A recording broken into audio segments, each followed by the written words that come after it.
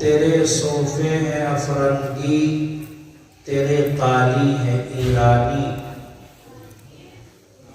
تیرے صوفے ہیں افرنگی، تیرے قالی ہیں ایرانی، لہو مجھ کو رلاتی ہے جوانوں کی تناسانی، امارت کیا شکوہ خسروی بھی ہو تو کیا حاصل، نزور حیدری تجھ میں نہ استغنائے سلمانی، جب عشق سکھاتا ہے آداب خدا گاہی، کھلتے ہیں غلاموں پر اسرار شہنشاہی، عطار ہوں رومی ہوں رازی ہوں غزالی ہوں، کچھ ہاتھ نہیں آتا بیاہ سحر گاہی، اے طائر لاہوتی اس رزق سے موت اچھی، جس رزق سے آتی ہو پرواز میں کوتاہی، آئین جواں مردہ حق گوئی و بے باکی،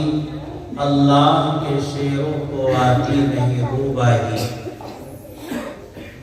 حضرات علماء کرام، قابل قدر سامعین، پس پردہ بیٹھی ہوئی خواتین اور عزیز بچوں، سب سے پہلے اللہ کی بارگاہ میں شکریہ ادا کرنا مناسب معلوم ہوتا ہے، کیونکہ اللہ ہی کا نام ہے جو آج بھی ہم ٹوٹے ہوئے دلوں کے لیے ایک مضبوط سہارا ہے۔ کتنی تسکین ہے وابستہ تیرے نام کے ساتھ، نیند کانٹوں پہ بھی آ جاتی ہے آرام کے ساتھ۔ امن یجیب المضطر اذا دعاہ ویکشف السوء ویجعلکم خلفاء الارض۔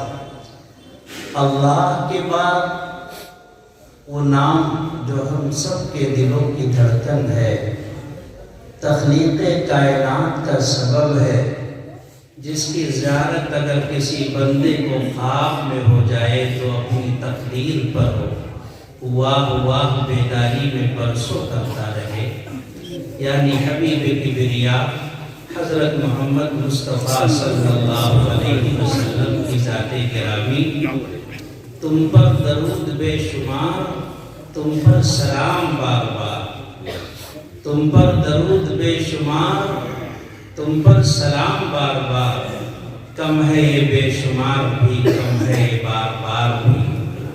اس کے بعد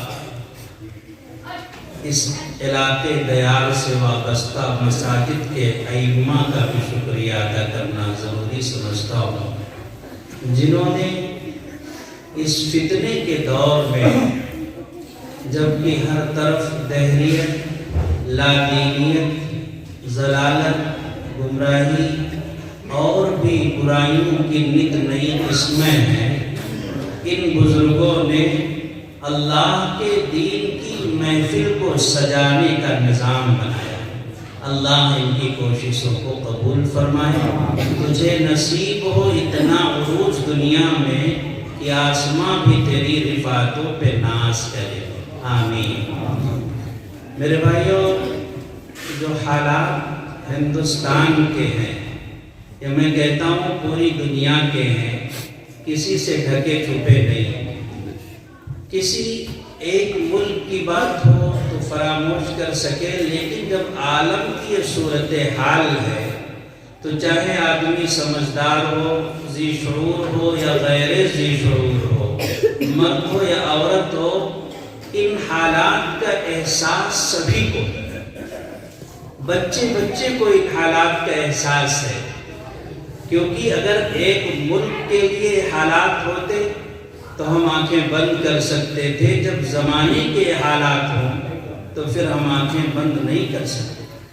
آپ جا نکلے کسی سمت کبھی سیر گناہ، ٹوٹے پھوٹے سے مکانات نظر آئیں وہاں، پھوکا عالم در و دیوار سے ہوتا ہو عیاں، دودھ مطبخ سے نکلتا ہوا آموں کا دھواں، کہیں حسرت کی کہیں قبر ہو ارمانوں کی، بس سمجھ لو کہ یہ بستی ہے مسلمانوں، جن کے باپ داداؤں نے ہواؤں پر حکومت کی تھی، سمندروں کی لہروں کو اور صحراؤں کے سینے کو چیر کر راستہ بنایا تھا، جن کے بزرگوں کے بارے میں کہا جاتا ہے کہ دشت و دشت ہے، دریا بھی نہ چھوڑے ہم نے، بحر ظلمات میں دوڑا دیے گھوڑے ہم نے، کل تو بحر ظلمات میں دوڑائے تھے گھوڑے ہم نے، آج پانی میں اترتے ہوئے ڈر لگتا ہے۔ جن کے پرکھوں کا عالم یہ تھا کہ شیر پر بیٹھ جاتے، وہ کہتے کہ راستہ بھٹکے ہوئے مسافر ہے، پیغمبر کے پاس جانا ہے، تو شیر وہاں لے جا کر کے پہنچا کر آتا تھا۔ آج ہماری لوٹی پھٹی جو حالت ہے میرے بھائیوں، اسے دیکھ کر کے بہت افسوس ہوتا ہے کہ کہاں ہم ثریا کی بلندی پر تھے اور کہاں تحت الثری کی پستیوں میں ہم جا چکے۔ ایک وقت ایسا تھا کہ ہم سے پوچھ کر عالم کے فیصلے ہوتے، آج ہمیں کوئی کرائے پر مکان بھی دینے کو تیار نہیں۔ ایک زمانہ ایسا تھا کہ کوئی آدمی ترچھی نگاہ سے ہمیں دیکھنے کی جرات نہیں کر سکتا۔ آج حالات یہ ہیں کہ جس کو دیکھو لقمہ در سمجھ کر ہمارے ہی گریبان پر آ جائے۔ میرے بھائیوں، ان حالات کی وجہ کیا ہے، اسباب کیا ہیں؟ اگر اس میں جائیں گے تو گفتگو بڑی لمبی ہو جائے گی، اور مجھ پتلے دبلے انسان کی بساط سے بات باہر ہے کہ اتنی لمبی گفتگو کر سکوں، کیونکہ ایک رات کی بات نہیں ہے، نہ جانے ابھی سامنے کتنی راتیں ہیں، جاگنا ہے۔ آپ دعا کر دیں اور میں آپ کے لیے دعا کروں کہ مالک میں جاگوں گا، ہمت باندھوں گا، لیکن کم سے کم میرے جاگنے کو قبول فرمانا۔ آج یہ رسم کے طور پر نہیں بیٹھے، تقریر سننے ہم نہیں آئے، اپنے حالات کو بدلنے کے لیے انشاءاللہ۔ بہت ہو گئی اچھل کود، اٹھک بیٹھک، اب انشاءاللہ ہم اللہ کی بات مانیں گے، پیغمبر کی بات مانیں گے، تاکہ اس کی رحمت، اللہ کی رحمت ہماری طرف متوجہ ہو جائے۔ تو آج کی رات ہمارے لیے شب برات ہو جائے، ہم دعا کرتے ہیں اللہ تعالیٰ سے۔ میرے بھائیوں، جو حالات آئے بد سے بدتر ہوئے، خطرناک ہوئے، حالات ہمارے مخالف ہوئے اور بہت ہی مخالف ہوئے، ان حالات سے اگر ہم نکلنے کا راستہ تلاش کریں گے تو ہمیں صحابہ کرام کی زندگی کو دیکھنا پڑے گا، کیونکہ قرآن کریم کہتا فَإِنْ آمَنُوا بِمِثْلِ مَا آمَنْتُمْ بِهِ فَقَدِ اهْتَدَوْا۔ اگر تم ایمان لاتے ہو تو اللہ کی بارگاہ میں ایمان معتبر وہ ہے جو صحابہ کرام کے طرز پر ایمان لائے، اعمال بھی وہی معتبر ہے جو صحابہ کرام رضوان اللہ علیہم اجمعین کے اعمال جیسے ہو۔ قرآن کریم نے دونوں چیزوں کو بیان فرمایا۔ تو صحابہ کرام رضوان اللہ علیہم اجمعین کی زندگی کو جب ہم دیکھیں گے کہ انہوں نے ان حالات سے نکلنے کے لیے کیا راستہ اختیار کیا، تبھی ہم ان حالات سے نکل پائیں گے، ورنہ حالات سے نکلنے کا خواب کبھی شرمندہ تعبیر نہیں ہوگا۔ تو انشاءاللہ ہم نکلیں گے نا حالات سے، کوشش کریں گے اس کے لیے، صحابہ کی زندگی کو اپنانے کے لیے جد و جہد کریں گے انشاءاللہ۔ میرے بھائیوں، جب صحابہ کرام کے سامنے حالات آئے، بد سے بدتر ہوئے، جس طرح سے ہمارے دور میں طاغوتی طاقتیں سد سکندری بن کر کھڑی ہیں، ہمارے ایمان کو نکالنے کی، اعمال سے ہٹانے کی، ہمارے خلاف روزانہ سازشوں کا جال یہ بنتے ہیں، اس سے کہیں زیادہ دار الندوہ میں بیٹھ کر ابو جہل کی سرپرستی میں ہمارے خلاف مشورے ہوتے تھے، لیکن رات کو مشورہ کرتے وَمَكَرُوا وَمَكَرَ اللَّهُ وَاللَّهُ خَيْرُ الْمَاكِرِينَ۔ اللہ تعالیٰ ان کے مشوروں کی ہوا کو نکال کر کے رکھ دیتا تھا۔ کیوں؟ اس لیے کہ ان کو جو راستہ حالات سے نمٹنے اور نکلنے کے لیے بتایا گیا تھا وہ انہی راستوں پر چلنے والے۔ میرے بھائیوں، حالات سے نکلنے کا راستہ کیا ہے؟ انقلاب لانے کا سبب کیا ہے؟ اللہ کے بارگاہ میں سرخروئی حاصل کرنے کا سبب کیا ہے؟ میں آپ کو بتاتا ہوں۔ قرآن کریم کی آیت ہے ان اللہ اشتری من المؤمنین انفسهم واموالهم بان لهم الجنہ، اے لوگو تمہاری جان اللہ نے خرید لی جنت کے بدلے، اے لوگو تمہارا مال اللہ نے جنت کے بدلے خرید لیا۔ مطلب یہ ہے کہ اگر حالات سے نمٹنا، حالات کے بھور سے نکلنا، اللہ کی سرخروئی ہمیں حاصل کرنی ہے تو سب سے پہلی چیز جو ہے وہ یہ ہے کہ ہم اپنی جان کو اللہ کے راستے میں پیش کرنے کا ہنر سیکھیں۔ میرے مالک یہ جان تیری ہے، جب تو کہے گا تو تیرے راستے میں اسے نچھاور کر دیں گے۔ یہ حالات سے نکلنے کے لیے سب سے بڑی تدبیر ہے۔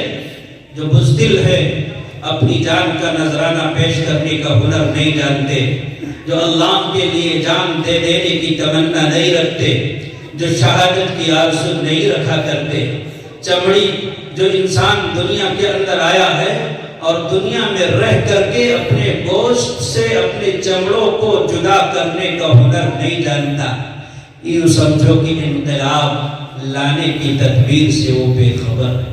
اللہ نے قرآن پاک میں فرمایا کہ صرف 2-4 تسبیحات سے انقلاب نہیں آیا۔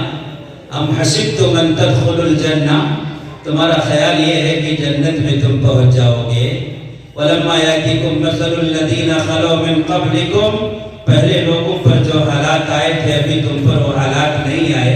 مستهم البأساء والضراء وزلزلوا حتى يقول الرسول والذین آمنوا معه متى نصر اللہ۔ ایسے حالات آئے، فاقے پر فاقے کیے، بعض پیغمبر ایسے گزرے، اللہ کے نیک بندے ایسے گزرے جن کے چمڑوں کو ان کے گوشت علیحدہ کر دیا گیا۔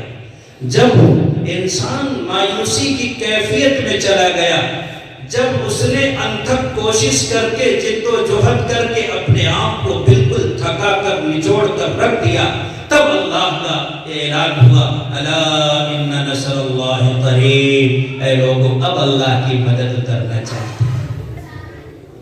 تو میرے بھائیوں، اللہ رب العزت نے جو ہمیں طریقہ بتایا ہے، جس بھنور سے نکلنے کی جو تدبیر بتلائی ہے، اللہ رب العزت نے بھنور سے نکلنے کا جو ہمیں گر سکھایا ہے، وہ یہی ہے کہ ہم جانوں کا نذرانہ پیش کرنے کے لیے ہمہ وقت تیار ہیں۔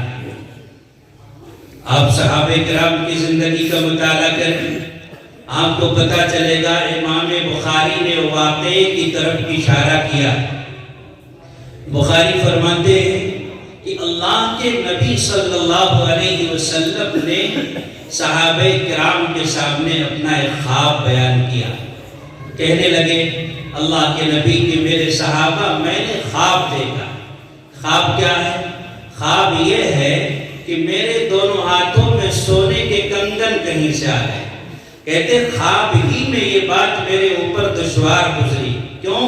اس لیے کہ میں محمد امت کا نبی نہیں بلکہ امام الانبیاء، خاتم المرسلین، اللہ کے عرش کا مہمان، اور حرم علی ذکور امتی، میری امت کے مردوں پر سونا حرام اور میرے ہاتھوں میں سونے کے کنگن، تو میرے اوپر یہ بات دشوار گزری۔ کہتے ہیں میں نے خواب ہی میں دونوں کنگنوں پر پھونک مارا تو دونوں کنگن اڑ گئے۔ صحابہ کہتے اب بلنی یا رسول اللہ، اے اللہ کے پیغمبر خواب کی تعبیر بتلا دیجیے۔ انبیاء کا خواب وحی الہی کا درجہ رکھتا ہے، اس میں ذرہ برابر کوئی جھول نہیں ہوتا، کوئی شبہ نہیں ہوتا۔ اے اللہ کے پیغمبر آپ یہ بتلا دیجئے کہ خواب کی تعبیر کیا ہے۔ اللہ کے پیغمبر صلی اللہ علیہ وسلم فرماتے ہیں خواب کی تعبیر یہ ہے کہ 2 لوگ نبوت کا دعویٰ کریں گے۔ نبوت کا دعویٰ کرنے کا مطلب یہ ہے کہ میں نے جو اسلام کی عمارت بنائی ہے، اسلام کے باغیچے کو ہرا بھرا کیا ہے، اسلام کے گلدستے کو لہو دے کر سینچا ہے، اسلام کے اس باغیچے کو دیمک کی طرح چاٹنے کے لیے 2 لوگ کھڑے ہونے کو تیار ہو جائیں گے اور نبوت کا دعویٰ کریں گے کہ تاکہ اسلام کے اس عمارت میں سید لگا دیں، نقب لگا دیں۔ یا رسول اللہ، پھر جس طریقے سے میں نے اپنے پھونکوں سے دونوں کنگنوں کو اڑا کر رکھ دیا ہے، اسی طریقے سے میری امت کے لوگ، میرے صحابہ، میرے اوپر ایمان لانے والے، میرا پڑھنے والے نوجوان آئیں گے اور آ کر کے ان کی نبوت کو خاک میں ملا کر کے رکھ دیں گے۔ اللہ کے نبی علیہ السلام کا آخری دور ہے، نجد کے علاقے سے موجودہ جو ریاض کا علاقہ ہے، ایک کھڑا ہوتا ہے جس کا نام ہے مسیلمہ۔ مسلمان اس کو کہتے ہیں مسیلمہ کذاب، جھوٹوں کا جھوٹا۔ اس نے نبوت کا دعویٰ کر دیا، اللہ کے نبی تک بات پہنچی۔ حضور پاک صلی اللہ علیہ وسلم بہت بے چین ہوئے۔ ہم نے شریعت کا مطالعہ کیا، سیرت کو پڑھا، جب دیکھتا ہوں کہ جب کبھی بھی اسلام پر ایسا وقت آیا کہ سربراہ اسلام کو، اسلام کے رہبروں کو یہ خطرہ ہوا کہ کہیں ایسا نہ ہو کہ میری قوم مرتد ہو جائے، اللہ کی قسم بڑے بے چین ہو گئے، تڑپتے رہے اپنے بستروں پر، روتے رہے راتوں کو اللہ کے سامنے، ربا ہم کمزور لوگ ہیں، لوگوں نے پیسوں کا دہانہ کھول کر کے پوری امت کو مرتد بنانے کی اسکیم شروع کر دی ہے، پلاننگ بنائی ہے، اے اللہ اپنی نصرت نازل فرما ورنہ ہماری قوم کا بیڑا غرق ہو جائے۔ پیغمبر کو جب پتا چلا کہ نبوت کا دعویٰ کر دیا اس نے، بڑے بے چین ہوئے، نیند نہیں آ رہی۔ اللہ کے نبی نے ایک خط لکھا اور خط کا جو مضمون تھا بڑا دھمکی بھرا تھا۔ اللہ اکبر، پیغمبر اسلام کو جب یہ محسوس ہوا کہ اب اسلام کی عمارت کو گرانے کے لیے چولا اوڑھ کر کے لوگ کھڑے ہوئے، اللہ کے نبی جو رؤوف الرحیم ہیں، حریص ہیں، علیکم بالمؤمنین رؤوف الرحیم، قرآن نے جن کو کہا ہے، اتنا غصہ آیا ہے کہ آپ نے فرمایا لکھو، اے مسیلمہ اگر تو نبوت کے دعوے سے دستبردار نہ ہوا تو محمد کے صحابہ کی تلوار تیرے دروازے پر تیری گردن کاٹنے کے لیے بہت جلدی دستک دینے والی۔ دھمکی بھرا خط تھا، کون لے کر جائے گا؟ میرے بھائیوں، نبی کا نام آیا تو جھوم گئے اور کام آیا تو بھوم گئے، یہ ہمارا شیوا۔ صحابہ کا یہ مزاج نہیں تھا، صحابہ کا مزاج تو یہ تھا کہ جو جان مانگو تو جان دیں گے، جو مال مانگو تو مال دیں گے، مگر ہم سے نہ ہو سکے گا کہ نبی کا جاہو جلال دیں گے۔ کون لے کر جائے گا؟ لبیک یا رسول اللہ۔ ہر صحابی تیار۔ ایک صحابی ہے، لعیب و شہید ہے، خوبصورت صحابی ہے، نوجوان ہے، نام ہے حبیب بن زید بن عاصم رضی اللہ تعالیٰ۔ کھڑے ہو گئے، یا رسول اللہ یہ ہمارے حوالے کر دیجئے۔ کہا جانتے ہو جان چلی جائے گی۔ کہا یا نبی اللہ ارے جان تو آنی جانی ہے، اس جان کی کوئی بات نہیں، مرنا تو ہے، اگر انسان مرے گا پتہ نہیں جنازہ بھی نصیب ہوگا یا نہیں، لیکن شریعت کے لیے جس نے اپنی جان دی ہے اللہ اس کی قبر کی مٹی کو مہکا کے زمانے کو دکھاتا ہے۔ یا رسول اللہ میں جاؤں گا جو بھی ہو۔ کہا اچھا ٹھیک ہے جاؤ۔ گئے مسیلمہ کے دربار میں، مسیلمہ جو اپنے آپ کو نبی کہتا ہے، اس کی بارگاہ میں جتنے لوگ ہیں اس کے چیلے چپاٹے، اس کے ہم نشی ہیں، سب کے ہاتھوں میں تلوار ہے، سارے کے سارے لوگ وہاں موجود ہیں۔ کہا خط کھول کر کے پڑھا جائے، مضمون کیا ہے؟ جب اس نے سنا کہ محمد رسول اللہ صلی اللہ علیہ وسلم نے مجھے دھمکی دی ہے اور کہا ہے کہ اگر میں نبوت کے دعوے سے دستبردار نہ ہوا تو میری گردن اڑا دیں گے، اس نے کہا تمہاری یہ مجال کہ تم دھمکی بھرا خط لے کر میری بارگاہ میں آئے ہو، میرے چیلوں چپاٹوں کے سامنے، تم نے جرات کیسے کی، تم نے ہمت کیسے کی؟ میرے بھائیو جواب دیکھیے ایک مومن کا، کہنے لگے تم ہمت کی بات کرتے ہو، جرات کی بات کرتے ہو، ہم نے جس نبی کا کلمہ پڑھا ہے اگر وہ میرا نبی یہ کہہ دے کہ آگ میں چھلانگ لگا دو، ایک بار ہم یہ نہیں پوچھیں گے اے حبیب خدا آپ ایسا حکم کیوں دیتے ہیں، ہم خوشی سے آگ میں چھلانگ لگانے کو تیار ہوتے ہیں۔ کہا جانتے ہو اس کی سزا کیا ہے؟ کہ سزا کی بات کرتا ہے، کیا کر سکتا ہے؟ وقت مان تقاض انما تقضی هذه الحیات الدنیا، زنجیر جنوں کا تحفہ ہے، زنجیر سے کیا گھبرانا ہے، ہم ہاتھ بڑھائے بیٹھے ہیں، پہنائے جسے پہنانا ہے۔ کہا گرفتار کر لو، گرفتار کر لیا گیا، کھانا نہیں، پانی نہیں، ایک دو دن گزر گئے، پریشان ہیں۔ مسیلمہ نے کہا میرے سامنے حبیب کو لایا جائے۔ یہ کوئی افسانہ نہیں ہے، ہمارے پرکھوں پر بیتی سچی داستان ہے، جس داستان کے ہم امین اور وارث ہیں۔ صبح کو پیش کیا گیا مسیلمہ کے سامنے، کہا حبیب ہم تمہیں چھوڑ دیں گے، بس ہم یہ چاہتے ہیں کہ میرے دربار میں میرے لوگوں کے سامنے ایک بار سچے دل سے نہیں جھوٹے دل سے تم ایک بار یہ کہہ دو کہ ہم محمد کی نبوت کا انکار کرتے ہیں اور تمہاری نبوت کا اقرار کرتے ہیں، ہم تمہیں چھوڑ دیتے ہیں، تم اپنی بیوی بچوں میں جا کے آرام سے رہنا۔ میرے بھائیوں، بدن میں لرزہ طاری ہوا، کب کب آیا ہے جس کہنے لگے یہی ایک نام ہی تو ہمارے لیے پوری کائنات کے لیے آبرو ہے، یہی آخری سہارا ہے، یہی کل سرمایہ کل کائنات ہے ہماری، اور تم کہتے ہو کہ اس نام سے دستبردار ہو جائے۔ ارے محمد تو محمد ہے، محمد الرسول اللہ کے میم سے بھی دستبردار ہوگا، ہمیں گوارا نہیں ہو۔ اس نے کہا ایک بار سوچ لو، ٹکا بوٹی کر دیں گے، گردن اڑا دیں گے، خون تمہارے جسموں سے بہے گا، عبرت کا نشان بنا دیں گے۔ کہاں باطل سے دبنے والے آسمان نہیں ہم، سوباب کر چکا ہے تو انتہا ہمارا، تو ہمیں ڈراتا ہے، ہم خرقہ پوشوں کو دباتا ہے۔ نہ تیرے ڈرانے سے ڈرے ہیں، نہ تیرے دبانے سے دبے ہیں، کائنات میں جو ہماری امانت کے سچے وارث ہیں، نہ تیرے دبانے سے دب سکتے ہیں، نہ تیرے جھکانے سے جھک سکتے ہیں۔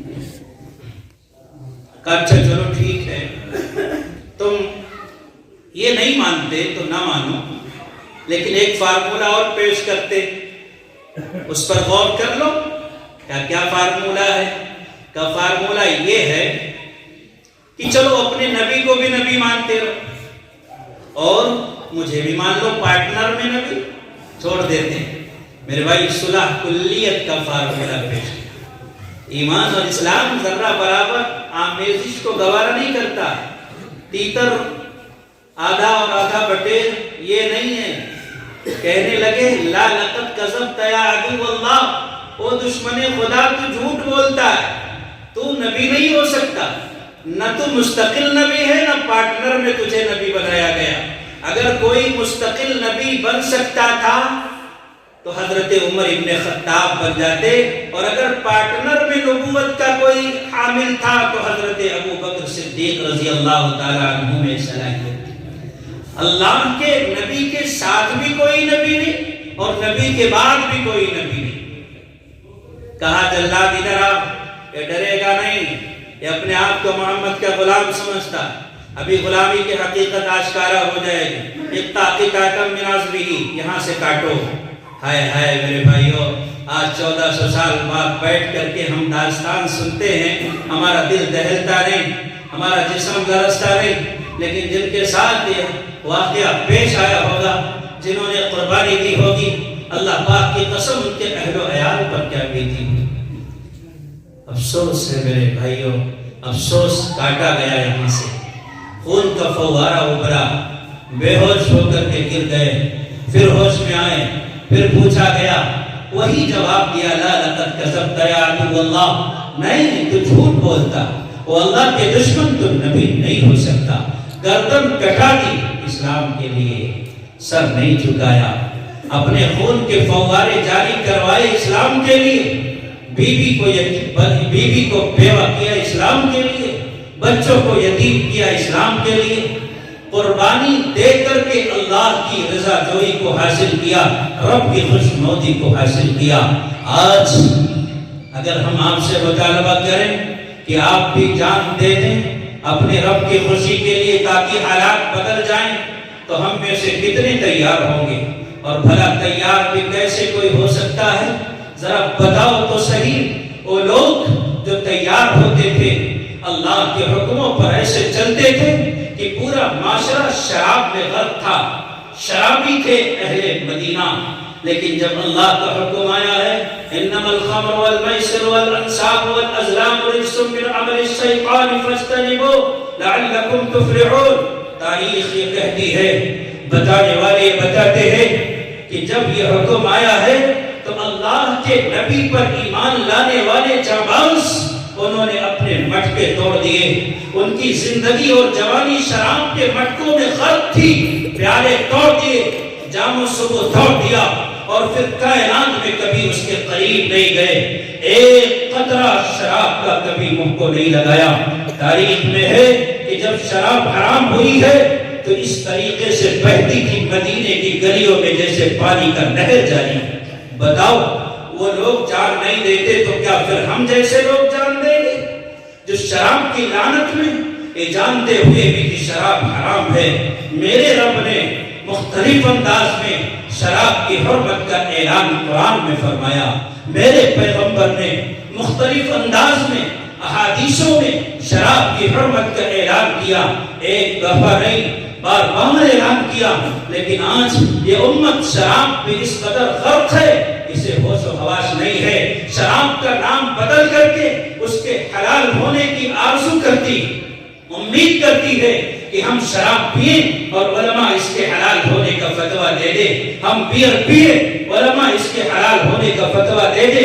یاد رکھو, لِمَ تُحَرِّمُ مَا أَحَلَّ اللَّهُ لَكَ, پیغمبر کو حلال اگر ہے تو حرام کرنے کا اختیار نہیں ہے, حرام ہے تو حلال کرنے کا اختیار نہیں ہے, اور حلال ہے تو حرام کرنے کا پیغمبر کو اختیار نہیں ہے. ہمیں کون حق دیتا ہے؟ اس لیے میں کہوں گا کہ اگر انقلاب لانا ہے, جان دینی ہے, تو سب سے پہلے جرأت کا مظاہرہ کر کے ہماری اس قوم کو شراب کی لعنت کا تاؤ اپنے گلے سے نکالنا ہوگا. ورنہ یاد رکھو, انقلاب تو دور کی بات ہے, اگر زلزلے آئے اور تم اپنے رب کے رحمت کے انتظار میں مسجدوں میں آ کر گڑگڑاؤ گے, اس مسجد کی چھت بیٹھ سکتی ہے, اللہ کی رحمت نہیں آ سکتی. شرابیوں پر اللہ کی رحمت. اللہ اکبر. جس قوم کے جوانوں نے انقلاب برپا کیا, کھجور کی گٹھلیوں کو چوس کر کے انہوں نے اللہ کا دین پھیلایا تھا. جس قوم کے لوگوں کی حالت یہ تھی کہ دن میں روزہ رکھتے اور جب رات ہو جاتی تو سو نہیں جاتے تھے, اللہ کے رحمت کے انتظار میں مصلی ڈال دیتے تھے. میں نور کے تڑکے میں جس وقت اٹھا سو کر اللہ کے رحمت کے دروازے کھلے پائے, تتجافى جنوبهم عن المضاجع يدعون ربهم خوفا وطمعا ومما رزقناهم ينفقون. جو لوگ اپنے بستروں سے اپنے رب کی رحمت کا امیدوار بن کر رب کے خوف کی وجہ سے اپنے خوابگاہوں سے علیحدہ ہو کر اللہ کے سامنے جھکا کرتے تھے, آج اسی قوم کے جوان شراب پی کر نالیوں کے اندر اپنے آپ کو بادشاہ سمجھ کر کے پڑے رہتے. شراب حرام ہے, ہم نے پیا. شراب ہی نہیں بلکہ اللہ کے پیغمبر نے فرمایا, پیغمبر کی حدیث ہے, کل مسکر خمر وکل خمر حرام. صرف شراب ہی نہیں, ہر وہ چیز جس میں نشہ ہو, نشے آور چیز کوئی بھی ہے, اللہ کا فیصلہ, پیغمبر کا فیصلہ, وہ حرام ہے. اب بتاؤ تو صحیح, ہم اپنے رب کی رحمت کا امیدوار بن کر کے یہاں بیٹھے ہیں اور ہماری قوم کے جوانوں کی حالت ہے بغیر گولی کھائے انہیں نیند نہیں آتی. اللہ اکبر. یہ مسلمان ہیں, اسی کو ایمان کہتے ہیں. سب کچھ ہمارے پاس ہے لیکن دین سے ہم بالکل بیگانے ہو گئے. بغیر گولی کے نیند نہیں آتی ہماری قوم کے جوانوں کو. بعضے تو ٹوریکس اور کورکس ٹانک تک پی گئے جو دوا کے لیے, علاج کے لیے بنائی گئی. پیٹرول تک سونگھ لیا, بریک پر لگا کر کے جس چیز سے پنچر جوڑتے اسے بھی کھانے لگے. غرضے کی میرے بھائیوں مجھ سے مت کہلواؤ, نشے کی لت میں گرفتار ہماری قوم کے جوانوں کا عالم یہ ہے کہ انہیں نہ دن کا ہوش ہے نہ رات کا ہوش ہے, بلکہ دن و رات تو میں نے بہت ہلکا لفظ استعمال کیا, نہ ماں کا ہوش ہے نہ بہن کا ہوش ہے. شراب کی اسی لت نے, نشے کی اسی لت نے ہماری قوم کو اس قدر پر پہنچایا ہے کہ اپنے محرم رشتہ داروں کے ساتھ ریپ کرتا ہے, اپنی ماں کے ساتھ زنا کرتا ہے, اپنی بہن کے ساتھ زنا کرتا ہے, اپنے دیگر سگے رشتہ داروں کی حرمت کے تقدس کو پائمال کرنے پر تلا ہوا ہے. نشے کی اسی لت نے اسے بھکاریوں سے بدتر زندگی گزارنے پر مجبور کر دیا.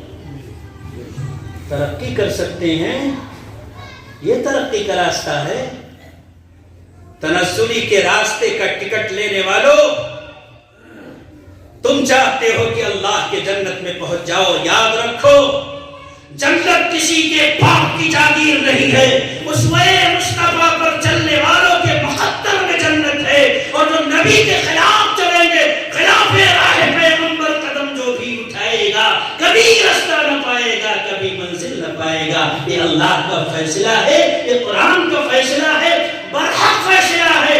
یہ فیصلہ سنانا علماء دیوبند کی ذمہ داری ہے۔ کوئی ناراض ہوتا رہے، ہمیں کسی کی ناراضگی کی کوئی پرواہ نہیں ہے۔ جو میرے محبت کے دل کی رعایت نہ کرے، رسول اللہ کی سنتوں کو اپنے پیروں کی جوتیوں میں رکھے، ہمیں کوئی غرض نہیں کہ اس سے رشتہ داری ہم نبھائیں۔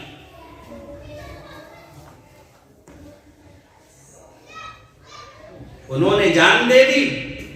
یہ بھی کہتے ہیں شرابی ہو، مگر جب بات آ جائے گی مذہب کی، ہمارے ہاتھ میں ساغر نہیں تلوار دیکھو گے، یہ بھی کہتے ہیں، لیکن لگتا ہے کہ اٹھا پائیں گے۔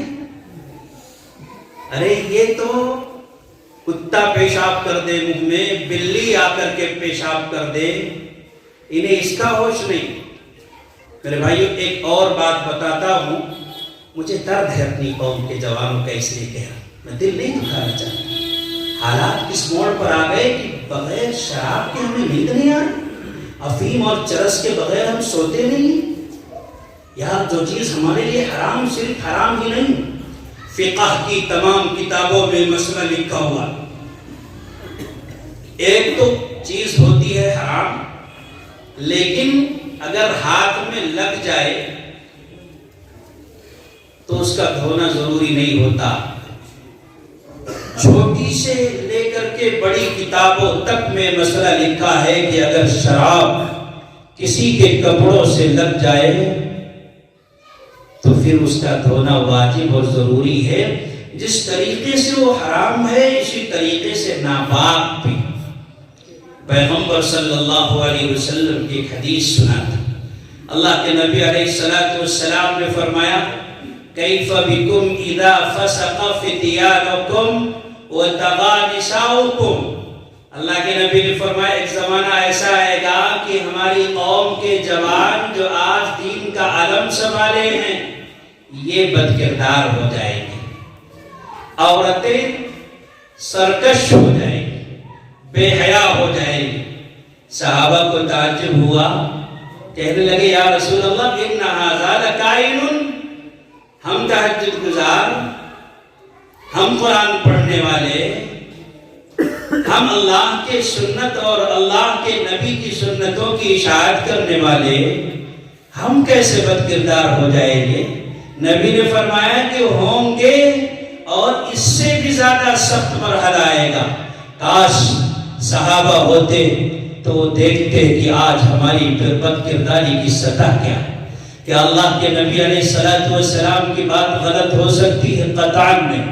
اگر صحابہ ہوتے اور ہماری قوم کے وہ جوان جو دین کے محافظ پاسمان تھے، جب شادیوں میں انہیں ٹھمکے لگاتے ہوئے دیکھتے، ڈی جے بجاتے ہوئے دیکھتے، اللہ کی نافرمانی کرتا ہوا دیکھتے، میوزک سے دل بہلاتا ہوا دیکھتے، بغیر ڈی جے کے شادی نہیں، بغیر گانے کے شادی نہیں، حرام کاری کی اس لعنت میں صحابہ اگر اللہ کے نبی علیہ السلام کے فرمان کو سننے کے بعد اگر دیکھتے تو کہتے یا رسول اللہ آپ نے جو کچھ کہا سچ فرمایا۔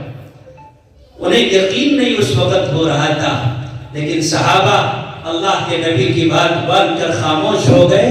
اگر آج ہوتے تو اللہ کے نبی صلی اللہ علیہ وسلم کی بتلائی ہوئی بات اور پیشین گوئی کو حرف بحرف اپنے سامنے پاتے تو ان کے صداقت کا معیار اور بڑھ جاتا۔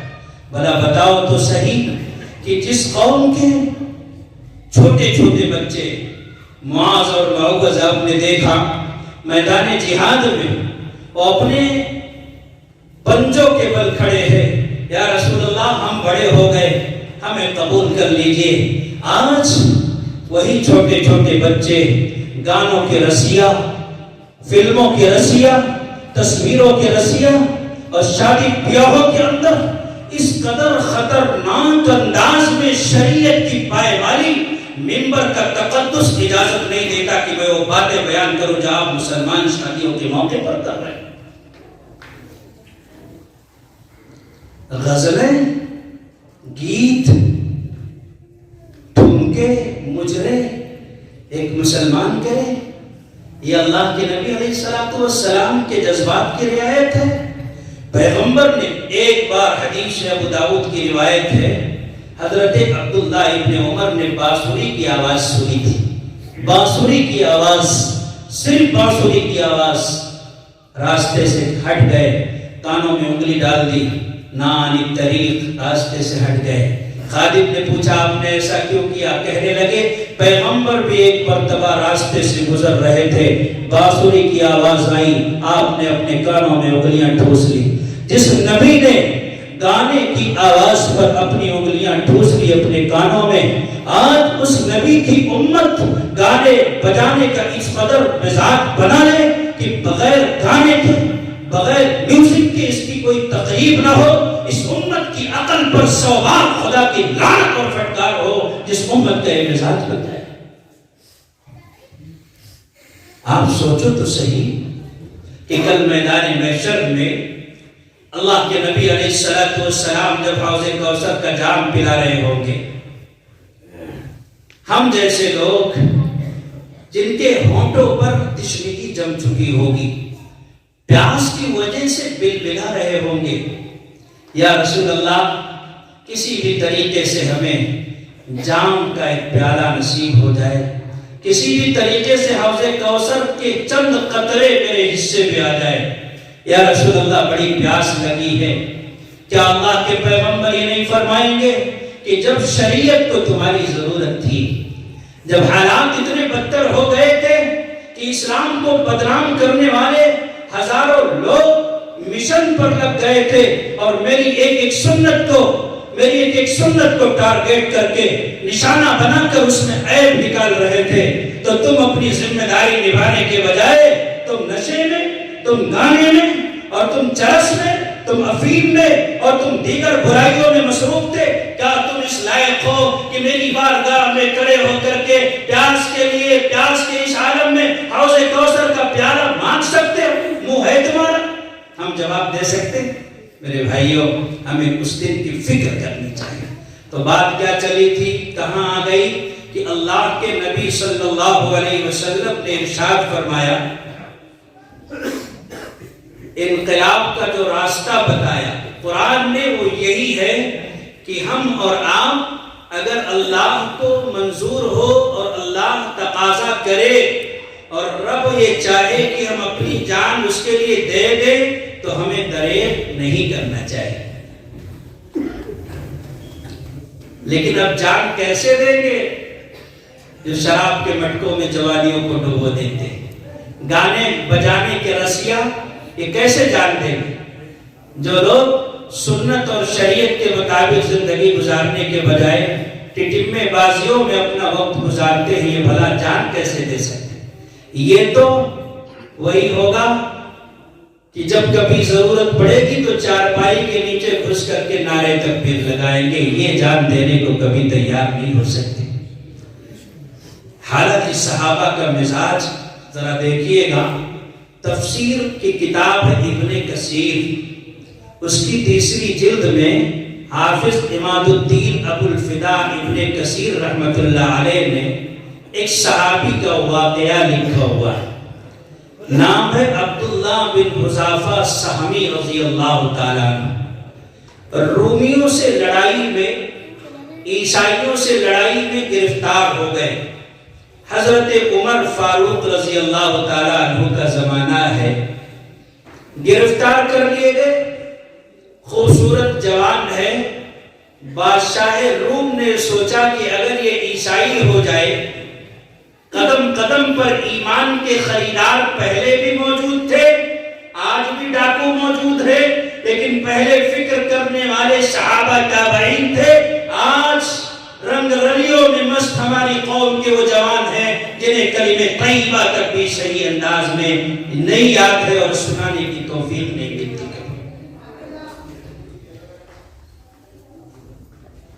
حضرت عبداللہ کو گرفتار کر کے لایا گیا اور کہا گیا، رومی بادشاہ کہہ رہا کہ دیکھ میں تجھے اپنی سلطنت میں شریک کر دوں گا اور اپنی لڑکی سے تیرا نکاح بھی کر دوں گا، لیکن شرط یہ ہے کہ تو عیسائی بن جائے۔ جیسے آج دنیا لالچ دیتی، اس لالچ میں بہت سے نوجوان گرفتار ہو گئے، کفر کے غلبے کو دیکھ کر کے آنکھیں چودھیا گئی، مادیت کی ترقی کو دیکھ کر کے انسان کا ایمان ڈگمگا گیا۔ لیکن ہائے صحابہ، تمہاری تربت پر سلام ہو، تم نے اللہ کے نبی کے کلمے سے ایک انچ بھی نہ ادھر ہٹنے کو گوارا کیا نہ ادھر ہٹنے کو گوارا کیا، جام شہادت نوش کیا، تختۂ دار پر لٹک گئے، فاقے پر فاقے کیے، بیویوں کو بیوہ کر دیا، بچوں کو یتیم کر دیا، لیکن محمد کے نام سے کبھی بھی انہوں نے بغاوت نہیں کی۔ کہا کہ بھائی ہمیں نہ شادی کرنی ہے نہ تمہاری سلطنت میں شریک ہونا، کہا لڑکی ملے گی، کہا تمہاری لڑکی تمہیں مبارک ہو، تمہاری سلطنت تمہیں مبارک ہو، ایمان کے ساتھ دنیا کی دولت ملے گی اپنا لیں گے، اور ایمان کا سودا کرنے کے بعد اگر قارون کا خزانہ بھی آ جائے تو ہم پیروں کے ٹھوکر میں جوتیوں کے نوک پر رکھ کر کے قارون کے خزانے کو آج بھی اڑانے کا جذبہ الحمدللہ رکھتے ہیں۔ ہمیں ایمان کا سودا منظور نہیں، ایمان تو ایمان ہے۔ اللہ کے نبی نے استنجے میں ڈھیروں کی جو ترتیب بتائی ہے، ہم اس ترتیب کو بھی بدلنے کے لیے کبھی آمادہ انشاءاللہ قیامت تک نہیں ہوں۔ تو کہا اچھا بھائی تم نہیں تیار ہو گے، کہا ہمیں تیار ہونے کو ہم تیار نہیں ہوں گے، تیار ہونے کے لیے جو تم نے شرط رکھی ہے ہمیں منظور نہیں ہے۔ کہا اچھا بھائی ایسا کرو کہ اس کو تختۂ دار پر لٹکاؤ، تختۂ دار پھانسی کا پھندا، سامنے موت ہے، دنیا چھوٹ رہی ہے، لیکن جب ہم نے حرام خوری کی وجہ سے اپنے دل کو سیاہ کر لیا، ہمیں پتا ہے کہ ادھر مرے اور ادھر جوتے پڑیں گے قبر میں، تو اس لیے ہمیں نہ شہادت سے کوئی شوق ہے اور نہ مرنے کے بعد اللہ سے ملاقات کی کوئی تمنا ہے۔ وہ صحابہ تھے، وہاں بھی نہیں گھبرائے، نیزوں کی انیوں سے ان کے پیروں کو چھلنی کیا جا رہا، زخموں سے چور ہو گئے، کہا اتارو اور پوچھو، پھانسی نہیں دی گئی، صرف ڈرایا گیا۔ کہنے لگے تیری گیدڑ بھپکی سے ہم نہیں ڈریں گے، ارے تو لٹکا دیتا تب بھی ہم تیار نہیں تھے، تو نے تو میرے ساتھ مذاق کیا۔ کہا اچھا ٹھیک ہے، پیتل کا ایک دیگ لاؤ اور اس کو تپاؤ، اور اس کے بعد تیل جب کھول جائے تو پھر مجھے بتاؤ۔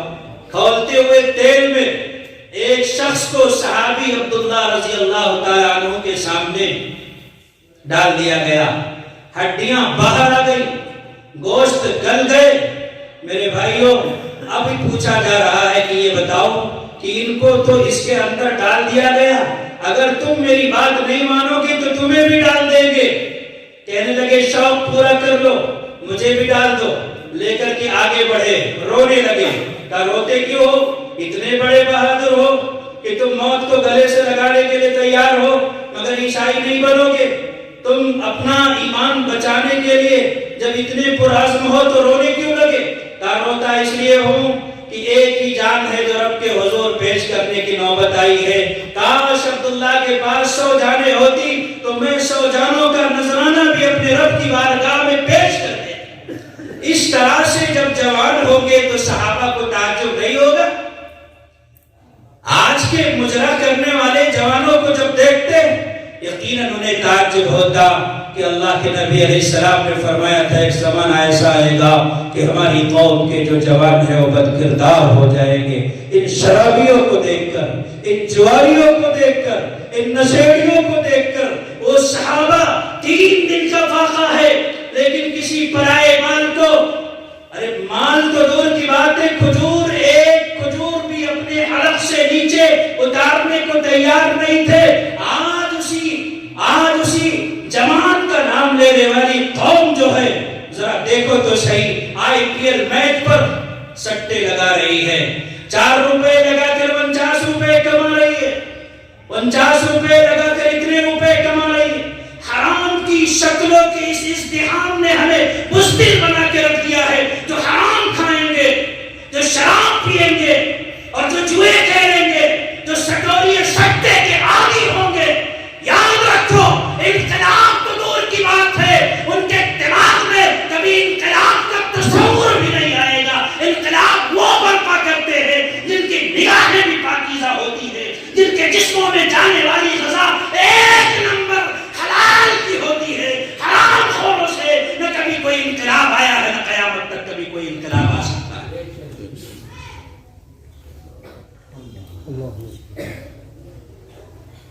اس لیے میرے بھائیوں، صحابہ کے طرز عمل کو دیکھو اور اپنی زندگی کو بدلو۔ آپ یہ کہہ رہے ہو کہ اللہ کے نبی علیہ السلام نے جب دوسرا جملہ فرمایا تو اور تعجب ہوا، کیف بکم اذا فسق فتیانکم وطغى نساؤکم۔ ایک زمانہ ایسا آئے گا، اللہ کے نبی علیہ السلام نے فرمایا ایک زمانہ ایسا آئے گا عورتیں سرکش ہو جائیں۔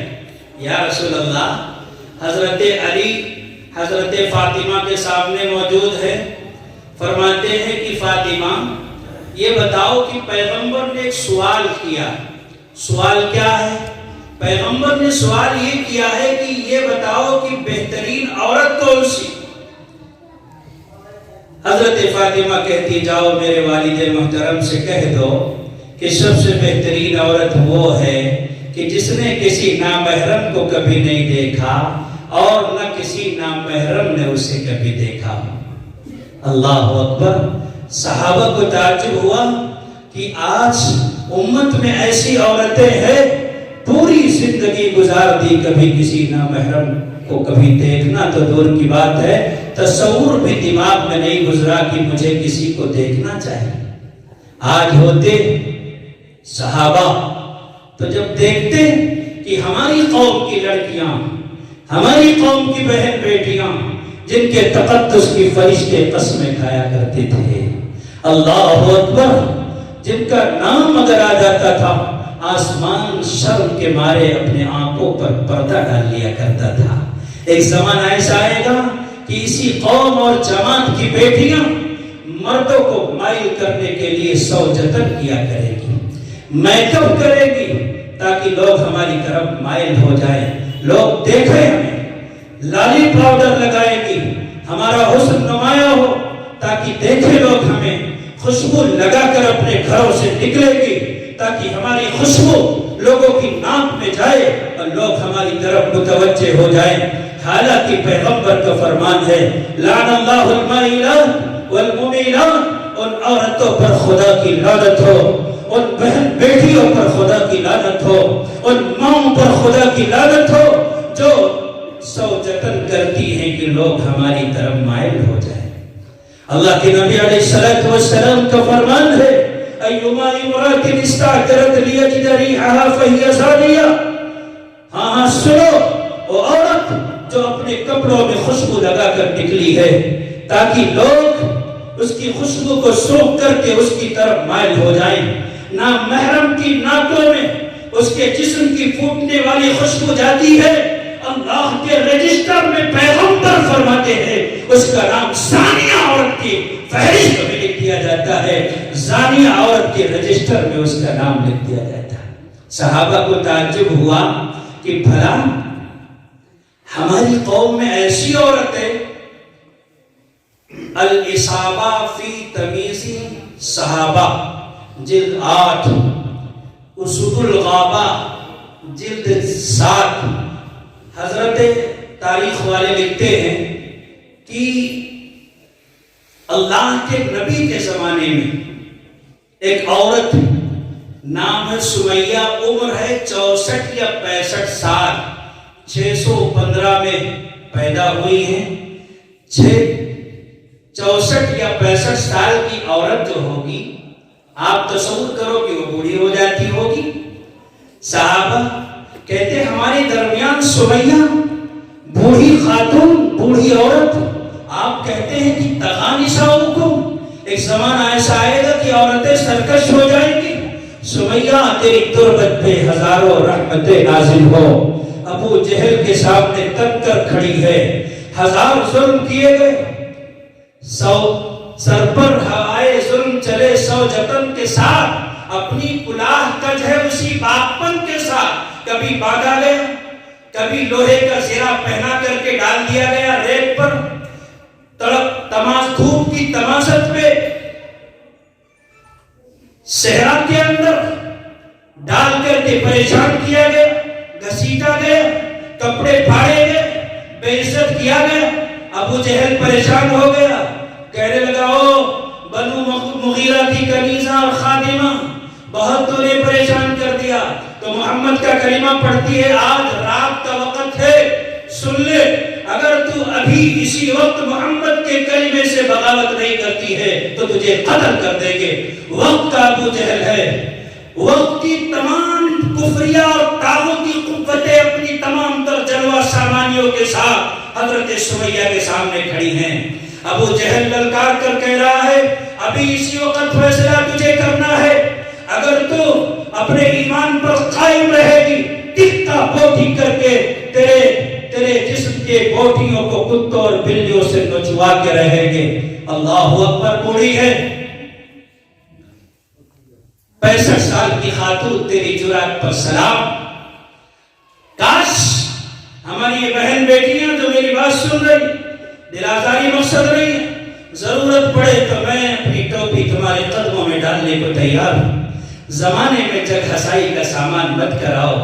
دیکھو سمیہ کو ابو جہل کے سامنے ڈٹ کر کھڑی ہے، ابو جہل جیسے کافر کے سامنے اللہ کے نبی کے کلمے کی گواہی دے رہی ہے۔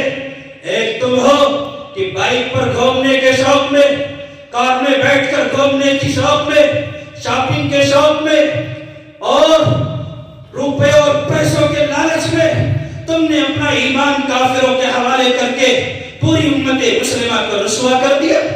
وہ لوگ جو کبھی ہمارے سامنے کھڑے ہو کر برابر سے بات کرنے کی تمیز ہی نہیں رکھتے تھے، چارپائی پر بیٹھنے کی جرات نہیں تھی، آج ہماری گھر کی بہن بیٹیوں کو اپنے گھر کی بہویں بنانے کا خواب دیکھتے ہیں تمہاری وجہ سے۔ تم وہ ہو کہ تم نے کروڑوں کی دولت پہ لاکھ مارا، آج شاپنگ کرنے کے شوق میں سینے سے ایمان کو تم نے نکال کر کے ان بدبختوں کے حوالے اپنی عصمت کی تلائی زنجیروں کو کر کے پوری قوم کے لوگوں کی عزت آبرو کو سرعام نیلام کر کے رکھ دیا۔ یہ اچھا کام ہے؟ یہی طریقہ ہے اچھا؟ ان کی یہ جرات ہمارے گھر کی بہن بیٹیوں کو اپنے گھر کی بہویں بنائیں گے؟ دنیا کی لالچ میں آ کر کے کالجوں یونیورسٹیوں کے کیمپس میں مقید ہو کر شریعت کے قانون سے بغاوت کر کے جس کے منہ سے شراب کی بھڑک آتی ہے اس کے پیچھے بائک پر بیٹھ کر کے جا کر کے شادی رچا کر کے کیا سبب دے رہی؟ پھر یہ ظالم آئے دن تمہارے ساتھ جو سلوک کر رہا ہے اس سے عبرت حاصل نہیں ہو رہی؟ کتنے واقعات ہیں شادی کا جھانسا دے کر، شادی کر کے لے جا کر کے دبئی کی منڈیوں میں، ہندوستان کی ممبئی کی طوائفوں کے منڈیوں میں کوٹھوں پر پہنچا کر کے تمہاری عزت و عصمت کے ساتھ ایسا کھلواڑ کیا کہ نہ اس جہان کے لائق ہو نہ اس جہان کے لائق، کسی لائق میں نہیں چھوڑا، اس کے باوجود بھی ہمیں ہوش نہیں آئی۔ میں ہاتھ جوڑ کر پیر پکڑ کر اپنی قوم کی جوان بہن بیٹیوں سے کہتا ہوں، موجودہ دور میں سمیہ کی آبرو تمہارے حوالے رسوا نہ کرو۔ دنیا چند روزہ ہے، ارے یار بائک پر گھومی تو کیا گھومی، جنت کی نعمتوں سے منہ موڑ کر کے اگر تمہیں شاپنگ کر لیا بازار میں جا کر کے تو کیا کیا؟ اے صبا جب چمن سے گزرے تو کہنا بلبل زار سے، سامنے ہے قضا کا دن نہ دل کو لگانا بہار سے۔ تم سمیہ کا نام لینے والی ہو، تم فاطمہ کا نام لینے والی ہو، تم خدیجہ کا نام لینے والی ہو، تم رقیہ کا نام لینے والی ہو۔ اللہ کے واسطے میں تم سے کہتا ہوں کہ نام تم ان کا لیتی ہو تو ان کا کردار بھی اپنی زندگی میں اپناؤ۔ یاد رکھو اللہ کا قرآن یہ کہتا ہے وَمَنْ يَرْتَدِدْ مِنْكُمْ عَنْ دِينِهِ فَيَمُتْ وَهُوَ كَافِرٌ فَأُولَئِكَ حَبِطَتْ أَعْمَالُهُمْ فِي الدُّنْيَا وَالْآخِرَةِ وَأُولَئِكَ أَصْحَابُ النَّارِ هُمْ فِيهَا خَالِدُونَ۔ مرد ہو یا عورت ہو، بڑا ہو یا بوڑھا ہو، کوئی بھی ہو، اللہ کے دین کے کلمے کو، اللہ کے محبوب کی سنت و شریعت پر ایمان لانے کے بعد شریعت کی عزت افزائی کے تمغے کو اگر کسی نے اپنے گلے سے نکال کر کے کفر کی لعنت کو اپنے گلے کا ہار بنایا، اللہ کا قرآن کہتا ہے کہ ایسے لوگ دوزخی ہیں، ایسے لوگوں کے اعمال اکارت ہو گئے، تباہ و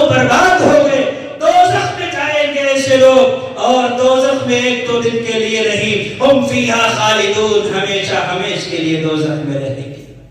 اس لیے کوشش کرنی ہے ہمیں کہ ہم انشاءاللہ انقلاب لانے کے لیے اپنی جانوں کا نذرانہ اپنے رب کے حضور پیش کرنے کی جسارت رکھتے ہیں، اور وقت آئے گا تو کریں گے انشاءاللہ۔ تیار ہے نا؟ ایک ہے جان، ایک ہے مال، اور ایک تیسری چیز ہے آبرو۔ ہم نے غیروں کے حوالے آبرو کر دی تو ذلیل ہوئے۔ غیروں کے حوالے آبرو کرنے کا نتیجہ ذلت کے سوا کچھ نہیں ہے۔ اگر ہم نے اللہ کے لیے اپنی آبرو کو قربان کیا ہوتا تو بہت کچھ ہمیں مل جاتا۔ ایک واقعہ سنا کے بعد ختم کرتا ہوں۔ حضرت جنید بغدادی رحمت اللہ علیہ کا نام سنا ہوگا آپ نے۔ پہلے کوئی اللہ کے ولی نہیں تھے، پہلے ایک پہلوان تھے۔ اللہ نے اتنی طاقت دی تھی کہ اونٹ کی کھال پر بیٹھ جاتے، کھینچنے والے کھینچتے، کھال پھٹ جاتی لیکن یہ ٹس سے مس نہیں ہوتے تھے، اتنی طاقت دی تھی اللہ نے۔ سالہ سال ہو جاتا، کوئی ان سے مقابلے کے لیے آمادہ ہی نہیں ہوتا تھا۔ ایک بار ایک بڑے میاں گئے، کہنے لگے کہ میں مقابلہ کروں گا۔ اور بھائی جس سے بڑے بڑے پہلوان مقابلہ نہ کرنے کے لیے آمادہ ہوں تو ایک بوڑھا آدمی آئے گا تو تعجب تو ہونا لازمی ہے۔ کہنے لگے تم اپنی حالت دیکھی ہے، اگر پھونک دے گا تو اڑ جاؤ گے۔ کہا مجھے منظور ہے۔ بادشاہ نے کہا بھائی تم لڑو گے؟ کہاں ہم لڑیں گے۔ دوسرے دن دربار سجایا گیا، حسب مراتب امرا اور وزرا بیٹھے، کشتی پہ جوڑ ہے، ایک بڑے میاں ایک طرف ہے اور ایک شاہی پہلوان دوسری طرف ہے۔ ہاتھ ملایا، ریفری نے اعلان کیا کشتی ہو رہی۔ جب ہاتھ ملایا تو بڑے میاں نے کہا کان میں کہ جنید میری حالت تو دیکھ رہا ہے، میں تجھے شکست نہیں دے سکتا، نہیں ہرا سکتا۔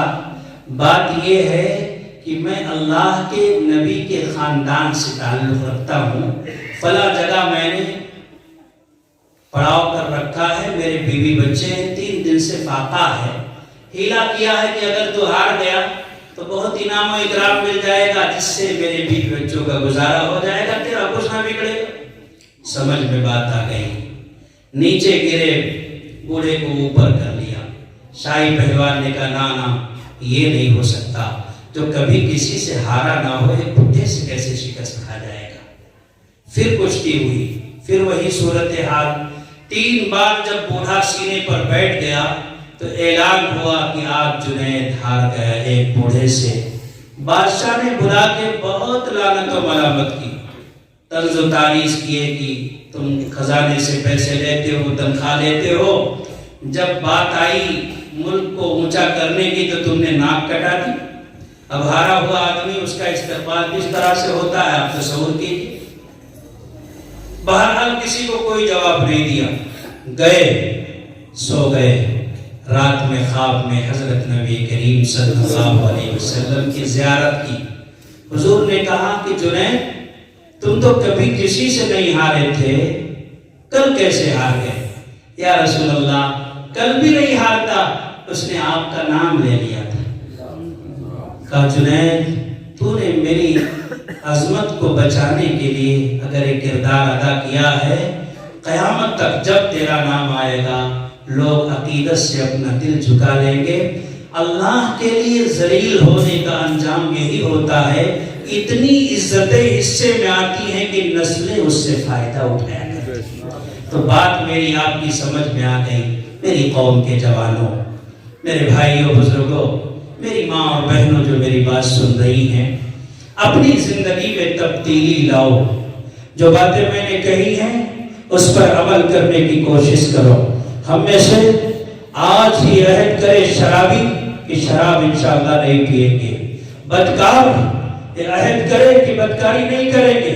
ہماری ماں بہن بیٹیاں جو ڈرامے کرتی، سیریل دیکھتی اور غیروں کے ساتھ تعلقات یا اپنوں کے ساتھ ناجائز تعلقات رکھتی، رات رات بھر ٹیرس پر لحاف کے اندر منہ ڈالے باتیں کر رہی نامحرموں سے سبق سیکھے، اس لیے کہ باطل طاقتیں اب اس امید پر ہے کہ یہ آخری دھکا لگا دو اور ہماری قوم کا ایمان سینے سے نکال دو۔